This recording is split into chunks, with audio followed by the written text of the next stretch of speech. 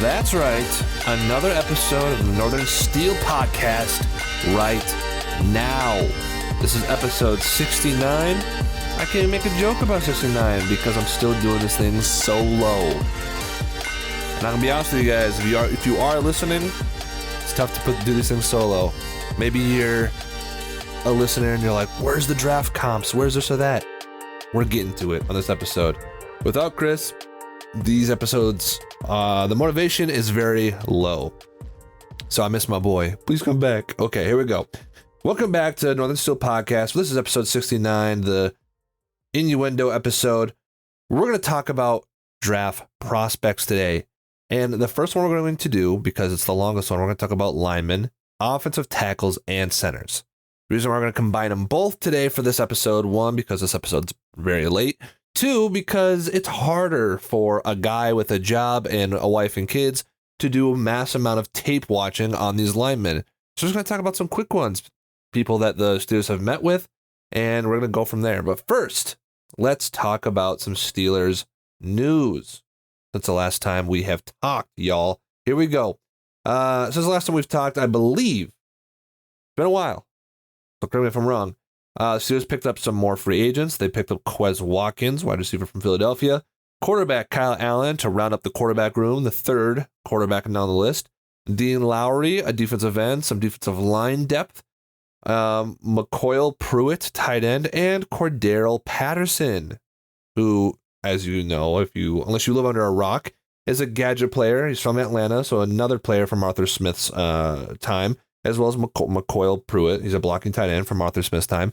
And that is really interesting because in a couple weeks ago, in the time it's passed since we've last talked, the NFL passed some new rules, one of them being a new kickoff rule that the XFL uses.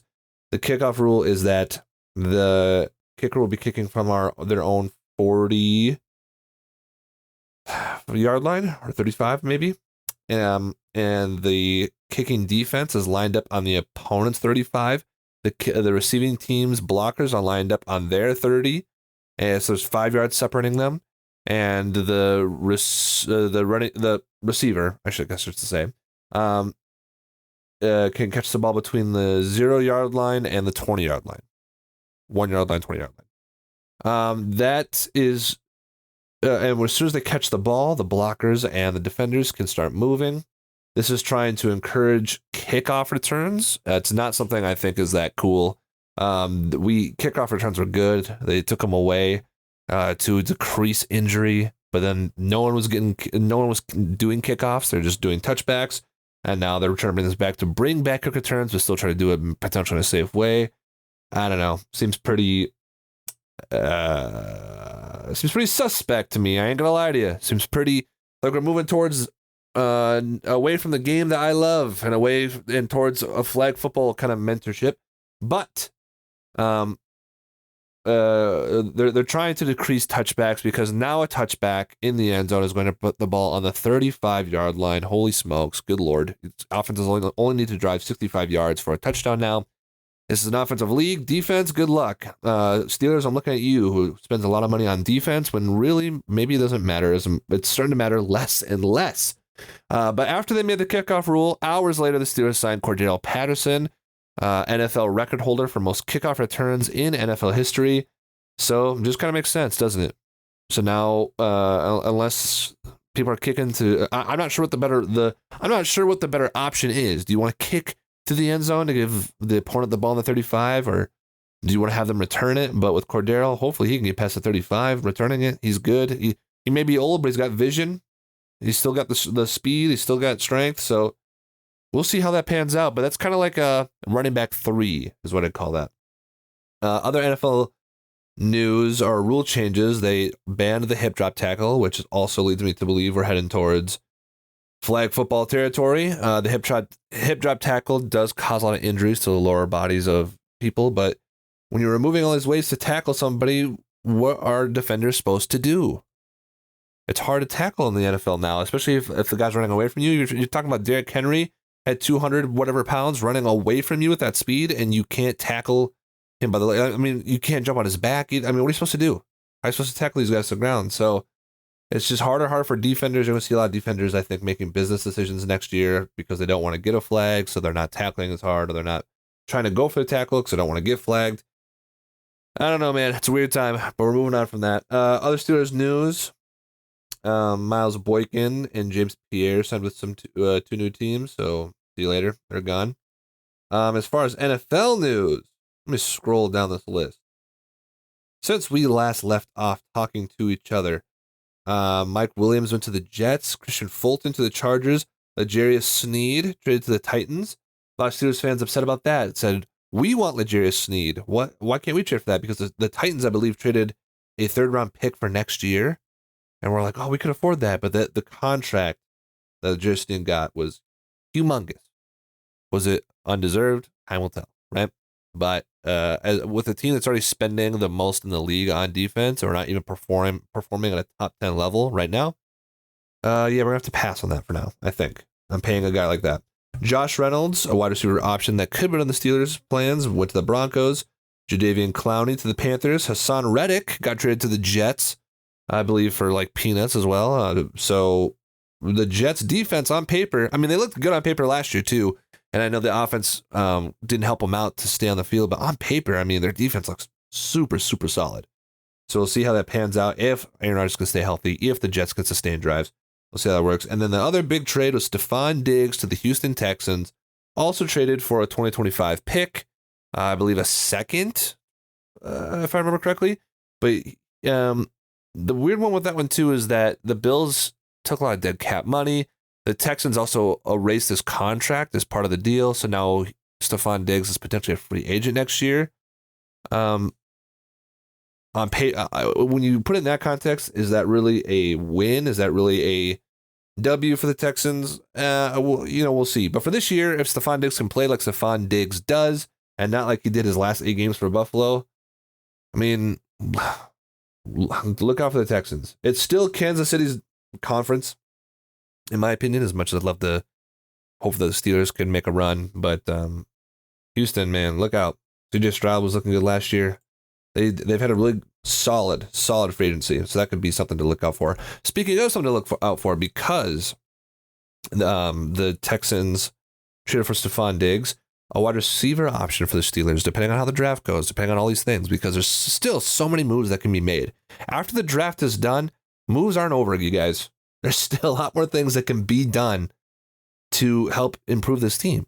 So after the draft is over, or maybe during the draft or whatever else, a potential option could be trading for John Mechie III, Texans wide receiver. It was highly regarded coming out of Alabama, but had leukemia, I think.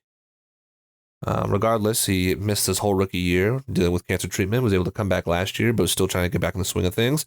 Could be a potential good option. As he's been getting healthier and healthier as time passes. And I mean, he, like I said, he was highly touted out of college, had a good resume on him, has some good skill, and that could be a potential trade option to get another receiver on our docket, depending on how this draft goes. Now, we will be looking at wide receivers. We'll do draft profiles. Chris is actually going to send a video in, so we'll listen to that as well, too. That'll be the next episode, and that won't be next week. That'll be soon. Again, sorry if you do like to listen to this podcast. Haven't done that stuff yet, but that will be. I'm not going to wait as long as that one. We're going to do lineman. We'll do wide receiver. We'll do cornerback. That's pretty much the big 3. And then after, if we have got time, maybe defensive lineman, maybe linebackers. We'll figure it out. But without further ado, that's been the NFL news up to this point. There's still rumors to be made. There's still moves to be made. There's still rumors floating around out there. Antonio Brown and his CT ESPN said Justin Simmons is going to sign with the Steelers soon. But, that is Antonio Brown's news source, but they have been right, 3 for 3. So I guess we'll find out. But I'm not going to put stakes in that until it actually happens. Now, moving on to the draft profiles. What you're here for, baby. Time to talk about potential draft options. This is where we make our big board. We write down the players that the Steelers could be drafting this year, and we will be live streaming the draft like we have the past 2 years. It will be on YouTube this time. We're going to live stream from YouTube. I'm working on something kind of exciting, something that could be fun to watch. You might want to tune in with us and watch with some fellow Steeler fans. But we're going to have also Minnesota Viking fans. We have other NFL fans there. So tune in if you're a fan of any team. Tune in. We're going to have reactions to each pick that is, each draft that, oh my God, I can't talk without Chris. Each selection that is made, we're going to react to it. We're going to have a big whiteboard. We're going to cross off names. We're going to make our own mocks while we're doing it. We might do some games of sorts, I should say. So look out for that. But right now, let's talk about Steelers' potential options, and that being linemen, specifically right tackle and center. Right tackle is a huge position of need because right now we have Broderick Jones playing right tackle, who is a left tackle, drafted to be left tackle, but he's playing right tackle. And we've already gone through a whole mess of playing linemen out of position and them sucking here and then moving on elsewhere and playing better. Kevin Dotson playing better at his natural position. Kendrick Green even playing better at his natural position. Even Chuks Okorafor, who was a decent right tackle, was drafted as a left tackle. And we're switching people around too much. I would really like to see a right tackle. I like Broderick Jones. I think he's a great athlete. He played really well at left tackle in his one and only start last year. I'd like to see him move back there and I'd like to see less of Dan Moore. Sorry, I don't care who hears it. Would like to see less of Dan Moore. So here's some right tackle options that could be coming to the black and gold. Off the bat, let's talk about Taliese Fuaga, if I'm pronouncing that right. I might not be. Taliese Fuaga. Now, this is a high-regarded first-round draft pick. This would be pretty insane if he dropped to number 20. This would be someone to trade up for, which I don't think we should do. We need all the assets we can keep right now. But Taliese Fuaga, we're going everything I'm going to read to you right now about his draft grade and his his comparisons, his notes. These are all coming from NFL.com. So that's me citing my sources. So don't get mad at me when I start saying what these players can do or what their capabilities are. These are all coming from NFL.com. Taliese Fuaga, however, did have a top 30 visit with the Steelers. And that's always a good sign as a potential person that could be drafted on their board. His prospect grade on here is a 6.48, says will become a good starter within a couple of years. He is 6'6", 324 pounds. His arms are 33 and 1/8 inches. Hands are 10 and 1/8 inches. His production score, 83, which was fourth of the offensive tackles. Athleticism score was 81, which is 11th. Total score was 83, which was 6 of the tackles. There are some combined stats here, but I think the biggest one for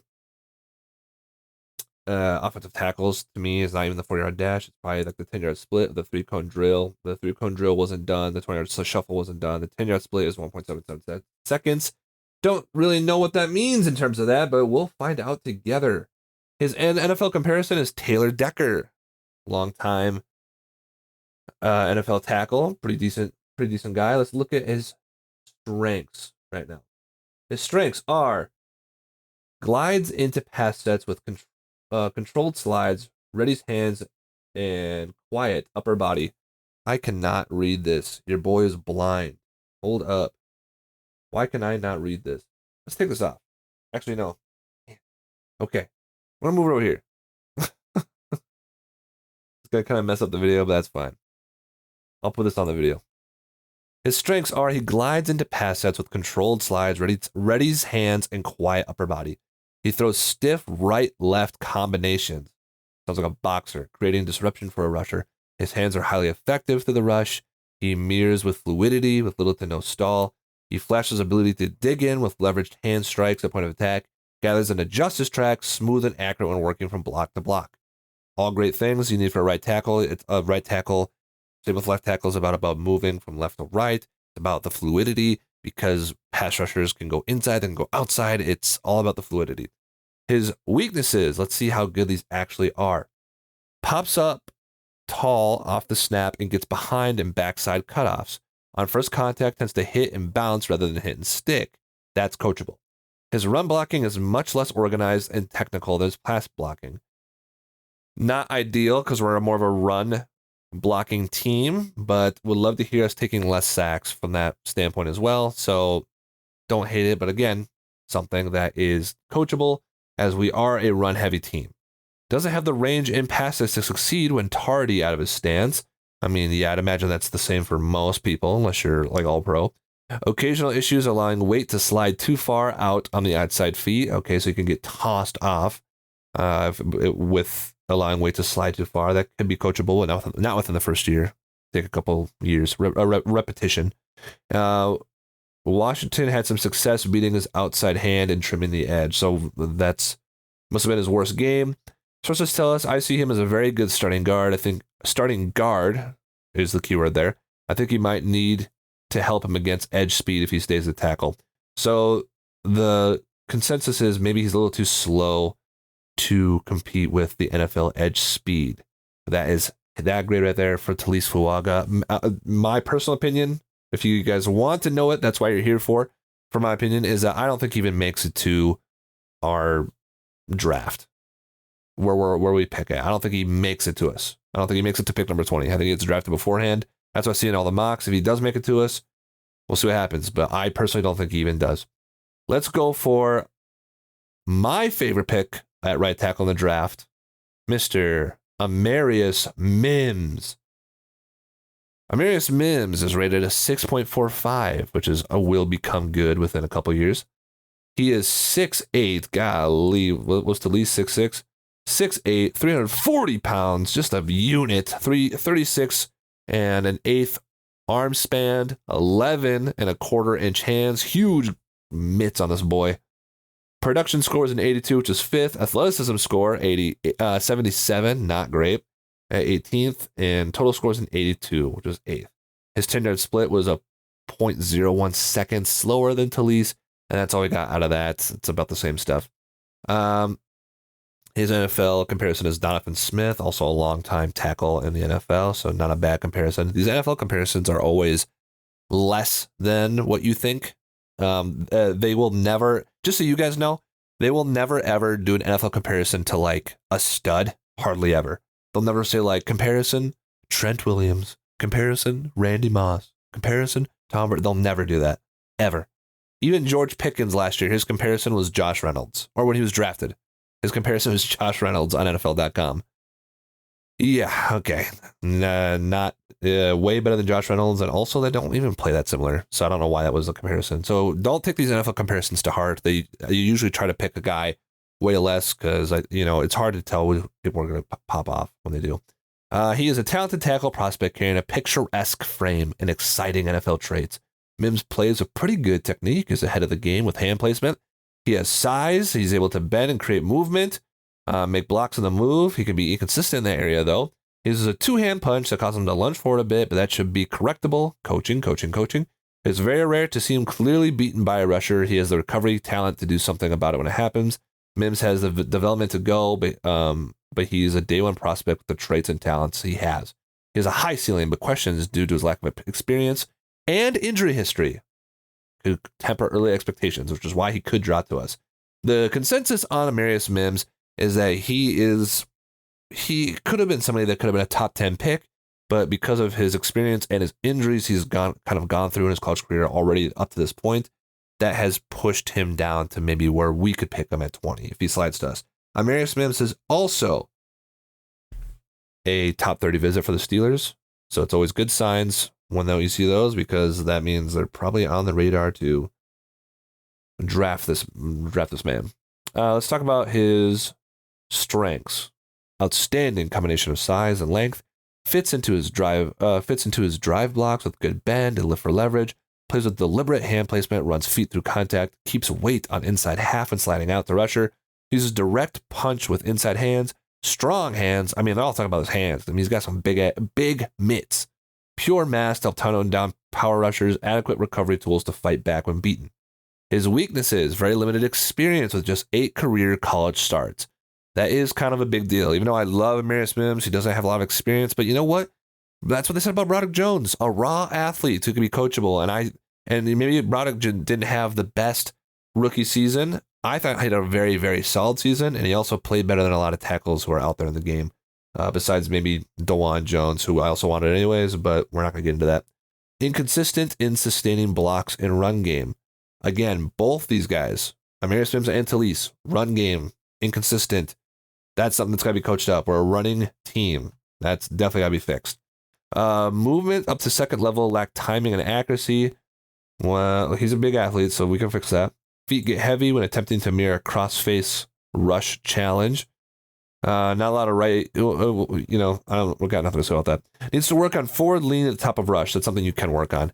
I mean, this is my favorite guy to go right tackle. I would really like to see them go right tackle because it would push Broderick back to his position, and I'd feel a lot safer about it. I think this dude is a pure talent guy, and he can really make it work for this.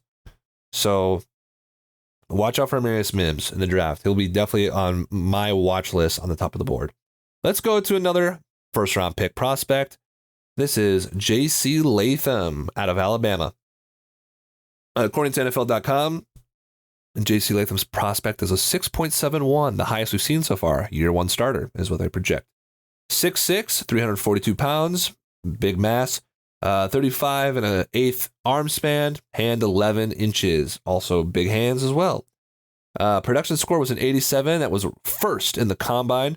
Athleticism score was 79, 15th, a little bit better than Amarius Mims. Total score was 87, second. Amarius Mims, his comparison is Jawan Taylor, a very, very solid tackle in the NFL. He's a bulldozer in human form with upper and lower body power. Latham's body type is girthy. He has elite drive blocking talent. He's operated a variety of run schemes, which is good to know, but will be an average move blocker both laterally and when climbing to the second level. I also want to point out that J.C. Latham has not had a top 30 visit with the Steelers. Doesn't mean the end of the world. Doesn't mean that they won't take him, but something to point out. He unleashes left and right mirrors. He has the length and hand strength to shut rushers down. Latham's size, strength, and talent gives him a chance to become a heralded right tackle or a Pro Bowl caliber guard. But we need a right tackle, so let's not talk about that. He's built like a big NFL guard, nope, but protects like an NFL tackle. Quick into pass sets, maintaining posture and balancing through rep. Sinks feet with active independent hands. Firm inside hand and consistent arm extension. Processes true knockback pop with heavy hands and explosive hips. Turns early advantages into quick knockouts. Upper body power to catch, turn, and seal play side edge setters. Grip strength allows him to save blockers that start to slip away.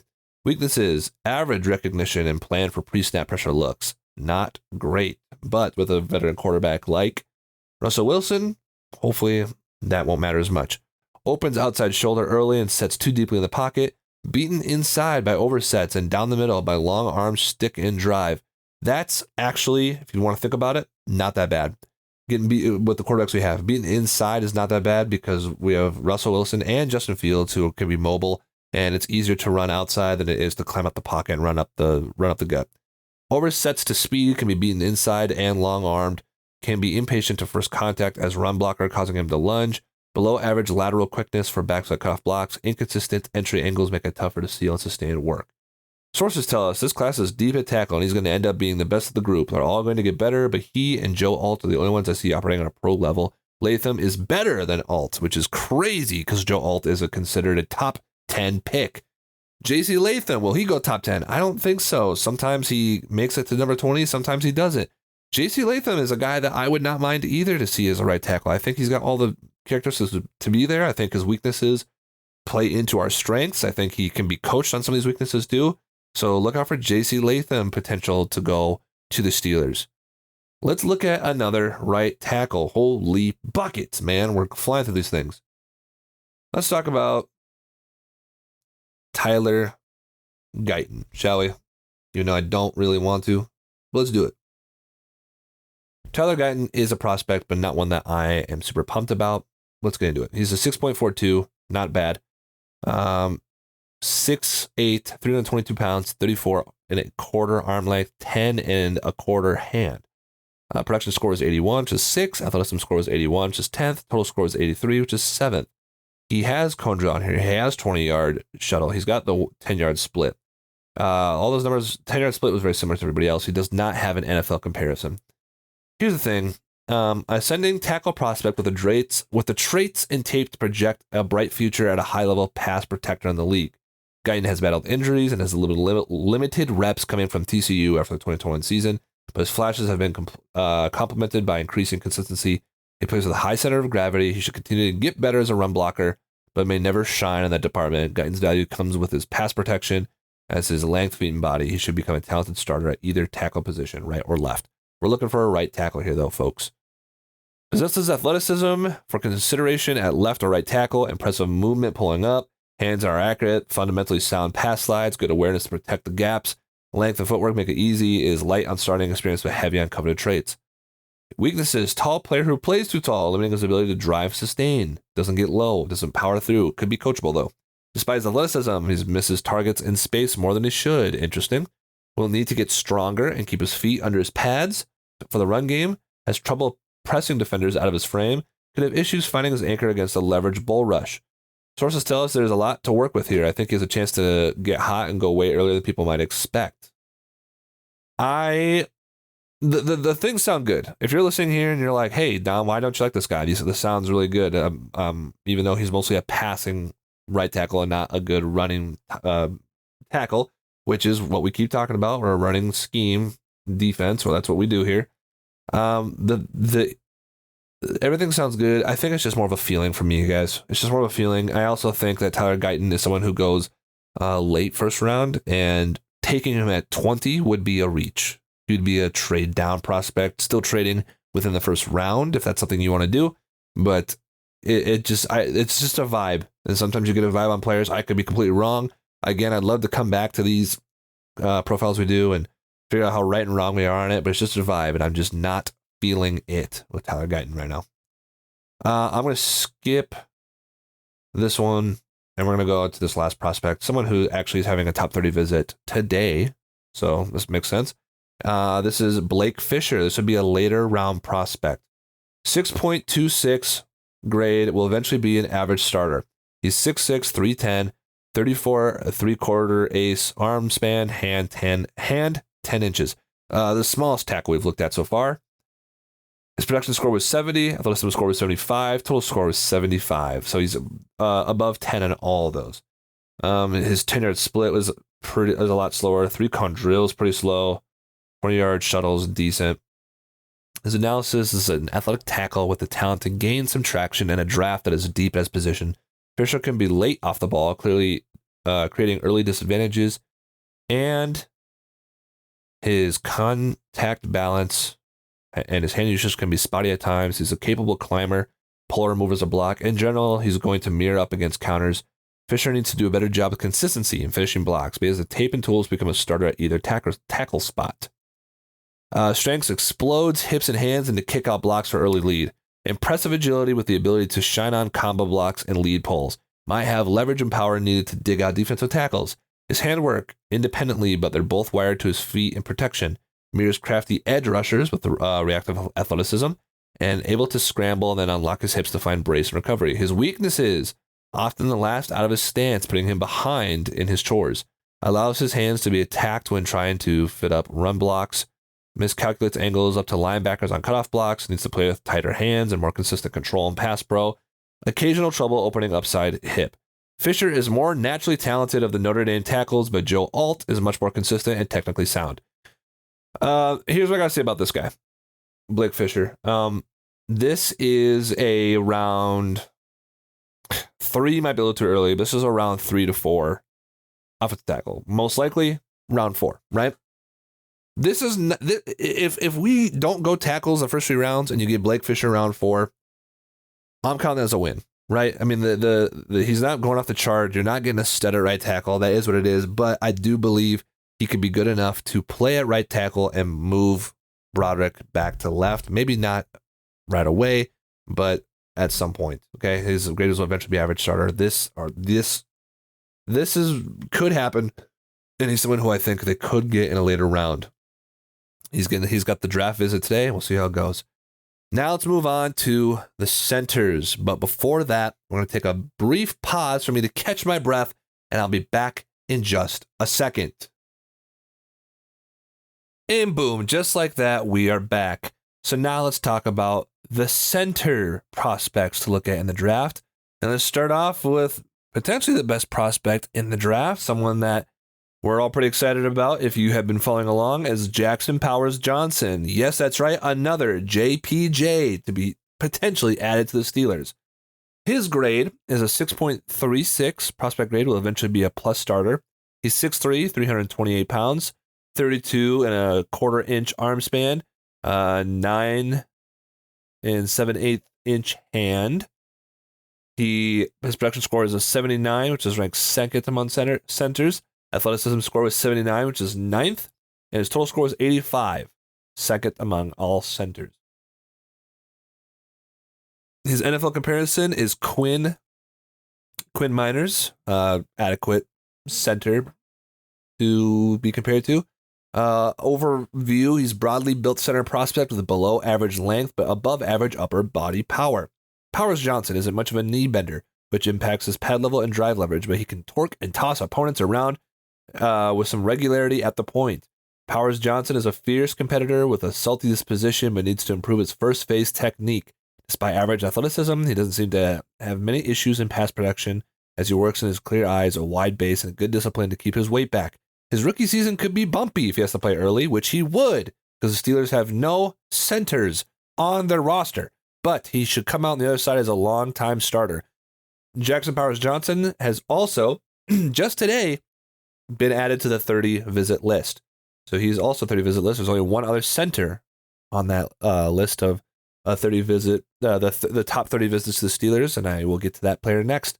The strengths for JPJ are carries a broad chest, thick hips, and meaty hands, meaty claws, heavy hands, hammer A-gap threats when protecting the quarterback, processes gaming fronts with overarching and lunging, plays with a rugged, disdainful attitude towards opponents, love that, jolts defenders around with powerful upper body, plays with adequate footwork to double teams and work up blocks.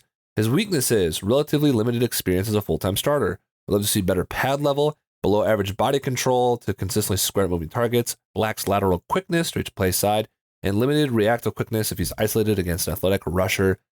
Could be bad, like Myles Garrett. He's tough, smart, and strong. I just don't overthink it with centers. When you get those elements, you usually have a starter. He is considered probably the best overall to starting center in the draft. From Oregon, he looks good. This is a first-round pick.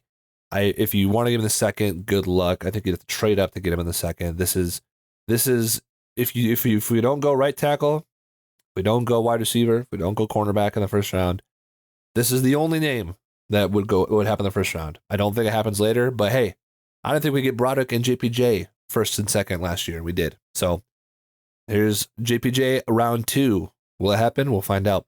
The next prospect is the only other center who's had a top 30 visit to the Steelers is Zach Frazier from West Virginia. He is his prospect grade is a 6.16, which is a good backup with potential to develop into a starter. Production score was 73, which is third. Athleticism score is 81, which is seventh. Total score is 79, third, one behind JPJ. Height 6'3", 313 pounds, 32 and a quarter inch arm span, 10 and 7/8 inch hand. Bigger hands than JPJ for sure. His NFL comparison is AQ Shipley. I mean, whatever. He's got a sawed-off frame with short arms, which I've heard a lot about, and terrific power once he gets locked in. Frazier's lack of ideal arm length will be a problem for some evaluators and could cause him problems on the next level. Frazier has bowled over drive strength in his lower half, but allows his hands to do too much grabbing and the hugging at times. He has quick eyes and a firm punch and pass protection, but because of his lack of length and recovery ability, he's going to have issues if he's forced to protect on an island. Frazier has the potential to be a good backup or eventual starter, but he needs to play with consistent inside hands and must stay tight to his targets in order to mitigate his physical deficiencies. All these centers that we're talking about are going to be first-time bona fide starters. They have to be. We don't have one on the team. So whether they're ready for it or not, they need to be one. Strengths: wide, squared-off frame with muscular arms, exceptional core strength, jolting upper body power, helps with run lanes, with down secure blocks. That's what we like to hear. Drives opposition into the ground with every opportunity he gets. Uses darting eyes and plus instincts to locate pressure points. Squeezes toward A-gap blitzers with forceful positioning. Punches a good placement. Weaknesses: Powerful. He is powerful, but he carries shorter arms, limiting his block radius, which we've talked about. He loses inside hands as a run blocker and ends up with too much holding penalties. Below average reactive moment to moving targets in space. Needs to prove he can anchor with more shallow pass sets, and lack of length means Goose is cooked once rusher beats him at his edge. Those are valid points. Some can be coached, some can't be. I think Zach Frazier is, in my opinion, a safe bet in round 2. I think it's someone that you could almost potentially lock in depending on how the draft board falls. But Zach Frazier is kind of my pick for round 2, and we'll see if it falls that way. Next up is Cedric Van Pran Granger, otherwise known as SVP, but now it's SVPG. He is rated a 6.22, eventually be an average starter, rated a little higher than Zach Frazier. But will he go as high as Zach Frazier? Because in a lot of mocks, he's been mocked lower. He's 6'4", 298 pounds, the lightest center we've looked at so far. 31 3/8 arm wingspan, 9.5 inches on the hands. Some Kenny Pickett hands right there. His production score is 69, which is 4th, which is crazy. I thought his score is 69 to 16th, and his total score is 74, which is 7th. He's been compared to Lloyd Cushenberry, who I thought we were going to pick up in free agency because we got Russell Wilson, and that was his center before, and he went to the Titans instead. But Lloyd Cushenberry is a solid centerpiece, and that's where this guy could fit in. Since 2021, SVP has played in a middle of feisty offensive lines. He has short arms, strong hands, and good size by NFL standards. He has the hand quickness, placement to play strength to scrap against the nose, while his innate sense of positioning allows him to beat defenders to the spot moving laterally. He'll have some ugly losses as both a run blocker and pass protection when he starts to play too far forward, and his footwork gets sloppy. Doesn't always look controlled or clean, but he's a fighter who usually finds a way to get his guy blocked. He should become an early NFL starter as a day 2 selection. Strengths, he's gritty and determined with 3 years of center experience under his belt, which is important. His snaps are better, probably, hopefully. He keeps the slide steps measured and choppy, sliding the pass rusher, utilizes his hand resets. Hands are twitchy, getting from snap to punch. Powerful grip strength helps bring opponent tight and lock him into place. Plays with above average feel for run blocking positioning, which is good to hear as well. Success rate blocking linebackers help spring long runs. Weaknesses, too straight knee, getting into contact at the point of attack. Loses, I think that's coachable. Losses often stem from inconsistent body control. Footwork starts to get sloppy once rush action heats up. Coaching. Short arms can be beaten by the length of a punch at a punch point. Leans out past his toes, getting into most blocks due to lower body tightness. Sources tell us Georgia's head coaches preaches toughness and finishing, so he's been around a certain kind of mindset that will have his mind right for the pros. I do like SVP. I do find him to be really good. He is rated higher than Zach Frazier. I don't know why he's mocked below Zach Frazier, in my opinion, but I do think he'd be a good prospect, and I've seen some mocks where he could go as late as the 3rd round. And honestly, you guys, if we had to go right tackle first, wide receiver second, and then SVP in the 3rd, I'd be happy with that. I think that'd be great. So look out for SVP on the draft boards as well. This next prospect, a little different, a little interesting. I'll get to why. This is Graham Barton from Duke. 6.46, will become a good starter within 2 years. Height 6'5", 313 pounds, 32 7/8 inch arm, 9 3/8 inch hand. Production score 81, 1st. Athleticism score 92, 3rd. Total score 90, 1st among all centers. You might be saying, what's the big deal? I thought you said JPJ was a better center. Why is this guy ranking 1st in all centers? He was tested as a center, but Graham Barton played tackle and guard. He has a couple center experiences his freshman year in college, but he has not played that position. He's a utility lineman. He plays all over the board. That scares me, as I've talked about in this podcast, when the Steelers have played offensive linemen out of position already. And I don't really know what his true position is, I guess. So there's an account for that. But last year he started 9 games at left tackle. The year before he started all 13 games left tackle. The year before that he started all of them at left tackle. In 2020 he played his final 6 games with 5 starts at center due to injuries on the O-line. His comparison is Cody Whitehair. This is what scares me the most about him, is that he's played tackle the whole time, and now you're drafting him to play center, a la Kendrick Green. Reading Barton's tape is pleasurable, and experience in offensive line evaluation as his tenacity and know-how are on full display. Though he played at a high level left tackle, center will likely be his NFL home. Barton is explosive drive blocker with body control and leg drive to keep opponents centered and finish the job. His hands are sudden, accurate, and strong in both phases, but a lack of length that create occasional challenges on the next level. His fluidity creates an advantage at a second-level climber, and he's highly capable in the screen game. Barton's technique, toughness, and athleticism have Pro Bowl potential, which is crazy to say. He possesses the bend, core strength, and technique of an NFL starter, patient but firm, exploding into the block, fits and finishes blocks, smooth climber with good adjustments, pass sets are clean, counters rush movements with well-postured mirrors and sticky hands, arches back and lowers and unlocks lowers creator, flexion and lowers with passage with pass anchor. Once he's settled into defenders and run pass, he's usually the winner. Arms are shorter than the NFL standard for his position, occasionally struggles to getting into position, needs to guard against lunging at the second level, corrals escaping defenders with his arms, which could bring on holding flags.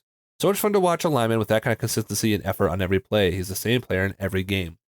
Again, you're hearing what I'm saying.